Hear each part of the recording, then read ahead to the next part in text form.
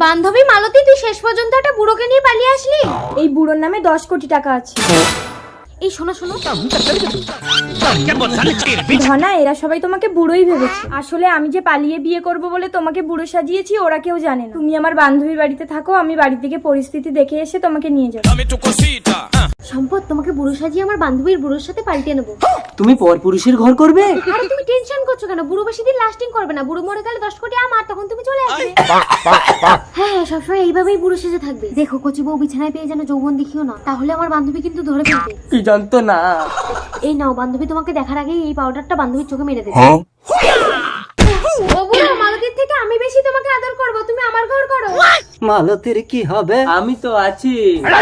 ইশালা তো টাকার লোভে বুড়ো সেজে নিজের বউকে আমার। ও দাদু, অত ভাবার সময় নেই। মালতী আসার আগে তোমাকে পাল্টে নিতে হবে, চলো।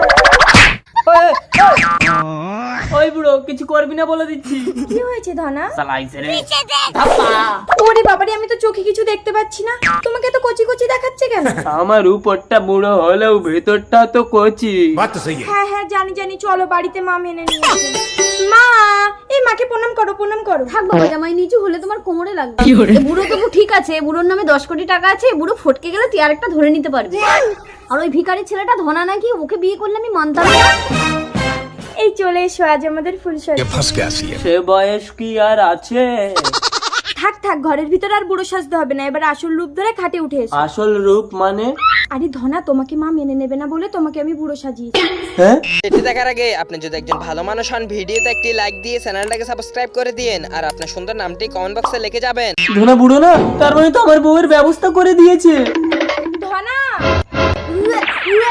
যে ভয়টা পাচ্ছিলাম সেটাই তো হলো। তুমি বাবা হতে চলেছো সম্পদ। আমি না, ওই শালা ভিখারি ধনাই সর্বনাশটা করেছে। অবশ্য তার কি দোষ? তোমারই তো বেশি লোক। আমি সব জানি, গরিব ধনাকে মালতীর মা মেনে নেবে না বলে বুড়োর সাথে 10 কোটি টাকার গল্প দিয়েছে। মালতী, ধনা, তাই আমি মালতীকে ছুঁয়ে প্রতিজ্ঞা করেছি, মালতীকে ছাড়া এই জীবনে আমি কাউকে স্পর্শ করবো না। আমাকে ভুল বুঝো না সম্পদ। দূর পাগলি, আমি তো গেছি মাত্র 2 ঘন্টা। 2 ঘন্টায় কেউ মা হয়?